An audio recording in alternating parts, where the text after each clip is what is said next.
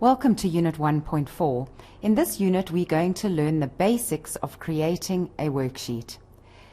Cells are basic building blocks of a spreadsheet. It allows you to calculate, analyze, and organize data.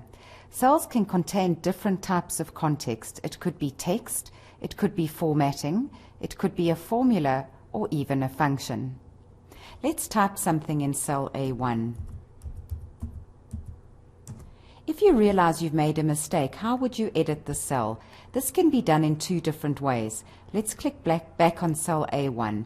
If you were to edit, we could edit in your formula bar. You would just click there, make your correction and enter. Alternatively, you could double click. This will take your cursor into the cell and we could correct that way.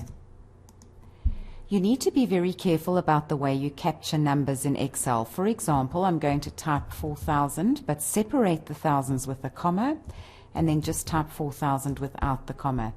As you can see, the top number is on the left-hand side of the cell, and the bottom number is on the right-hand side of the cell. The top number is considered text in Excel. If I were to try and do a formula with it, you would get the hash value error. As this is not a value, Excel considers it text. The bottom number, however, is considered a number, and you will learn how to format numbers in a later module, so just be aware of that. The same would apply for dates.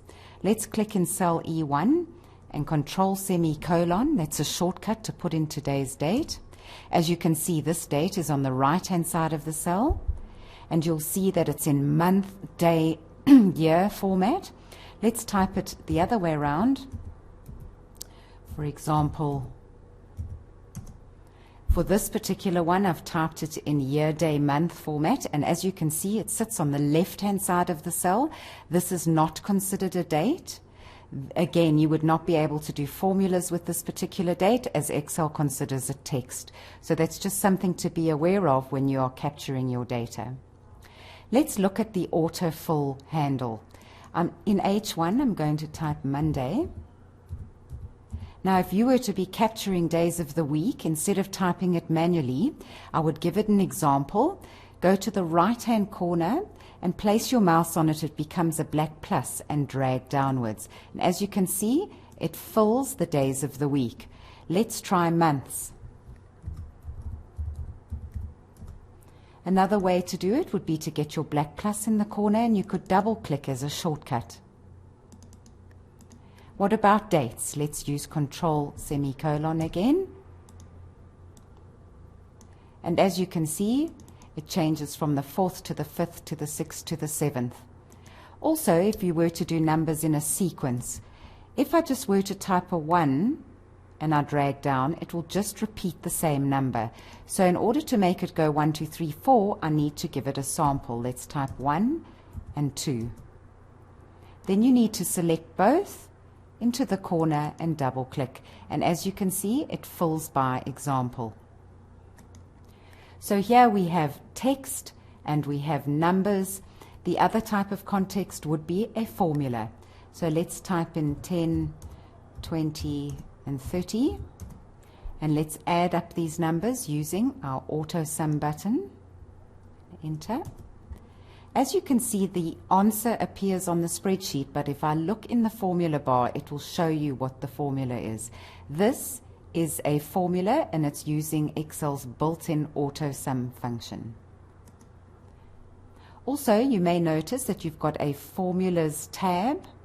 Let's click on that. Here are Excel's built-in functions.